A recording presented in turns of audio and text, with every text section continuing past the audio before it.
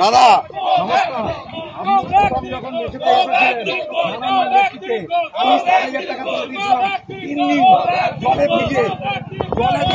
সামনে বলছি সামনে বলেছি আরে এসব কেন দিচ্ছেন দাদা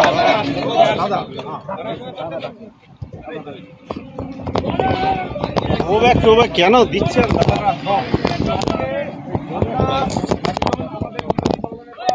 ওই মন্দিরটাকে মিউজিয়াম বলে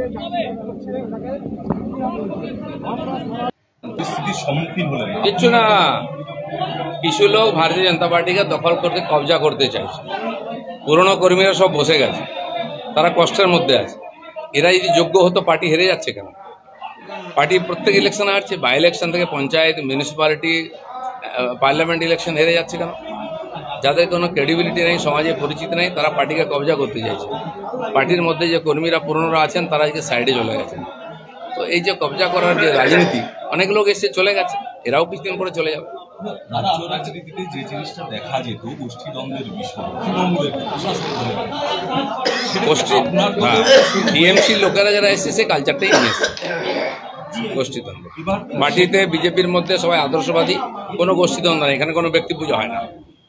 দাদা সেক্ষেত্রে আপনার ঘরানার যে সময়কার রাজনীতি সেক্ষেত্রে তথাগত রায়ও পড়েন, তিনি আজকে তথাগত রায় কি করেছেন? একটা পঞ্চায়েত জিতেছেন, পার্টিকে কি দিয়েছেন? একটা কাউন্সিলর জিতাতে পেরেছেন?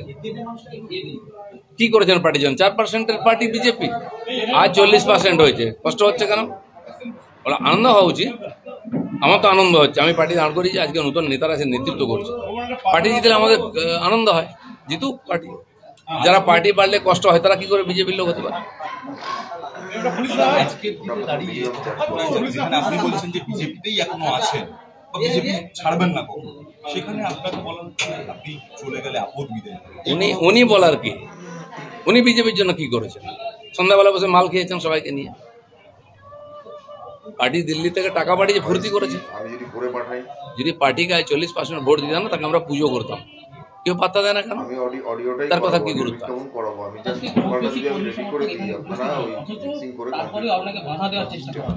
না না, কিছু লোক আছে যারা বললাম না পার্টিকে কবজা করতে এসে নতুন নতুন বিজেপি হয়েছে, তারা একটু ঝামেলা করার চেষ্টা করছে। এটা হবে না। আমরা রক্ত দিয়ে ঘাম দিয়ে পার্টি দাঁড় করিয়েছি, লক্ষ লক্ষ কর্মী বাড়িতে বসে আছে, এরাই কাজ করতে দিচ্ছে না। তারা কিন্তু বিজেপি ছাড়েনি, তারাই বিজেপিকে জেতাবে। সাধারণ মানুষ ওই লোকগুলোকেই বিশ্বাস করে, তারা কি অরিজিনাল বিজেপি করে। হঠাৎ বিজেপি যারা, তারা হঠাৎ এসছে হঠাৎ যাবে, বিজেপির কিছু যায় আসে না। তাহলে কি মনে করছেন যারা বিক্ষোভ দেখালো আজকে তারা হঠাৎ বিজেপি? বেশিরভাগই কতদিন বিজেপি করে জিজ্ঞেস করুন না। বিধায়ক যারা হয় তারা মেম্বারও নেই পার্টির, মেম্বার থাকে না, সে এসে পার্টির বিধায়ক দাঁড়িয়ে যায়। বাবুল সুপ্রিয় মেম্বার হয়েছিল, এমপি হয়েছিল, মন্ত্রী হয়েছিল, তাতে কি হয়ে গেছে? কোটাতে বহু লোক সহসভাপতি হয়েছে। কতদিন আগে বিজেপি আমাকে কালো ঝান্ডা দেখিয়েছে তমলুকে, সে আমার পার্টির নেতা আছে। এরকম বহু লোক আছে, জিএস হয়ে গেছে, তার মানে সে বিজেপি হয়ে গেল নাকি? যুব মোর্চা নয়, ওখানে কিছু ধান্দাবাজ লোক আছে, তাদের আমি চিনি। যুব মোর্চা কিছু নয়, ওরাই দালাল আছে। আজকে পরিষ্কার হয়ে যাচ্ছে, যেহেতু আমি কার্বলিক অ্যাসিড দিয়ে দিচ্ছি করতে না, সব সাপ ও ব্যাং বেরিয়ে পড়ছে। আসল কথাটা বলেছে দিলীপ ঘোষ, আর দিলীপ ঘোষ বলবে, কারণ দিলীপ ঘোষ প্রাণ দিয়ে পার্টি দান করছে।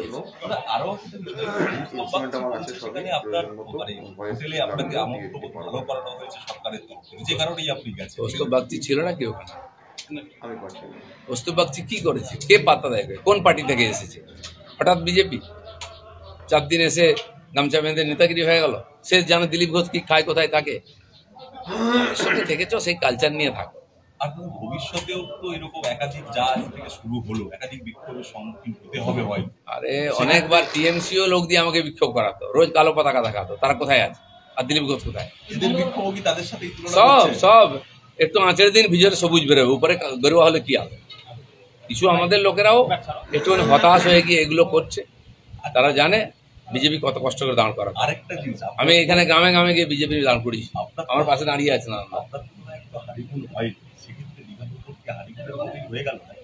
হানিমুনের কি আছে, বাচ্চা ছেলে নাকি? সাংসারিক দায়িত্ব নিয়েছি আমরা, নিজের জন্য বিয়ে করিনি, পরিবারের জন্য, সমাজের জন্য বিয়ে করেছি। ঠিক আছে।